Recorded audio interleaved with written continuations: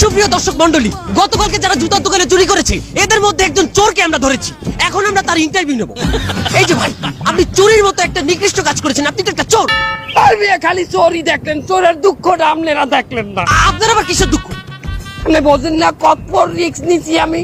চুরি করা পাপ, আল্লাহ শাস্তি দেবে এটা জানিও। রিস্ক নিয়ে দুইজনা জুতা চুরি হচ্ছি।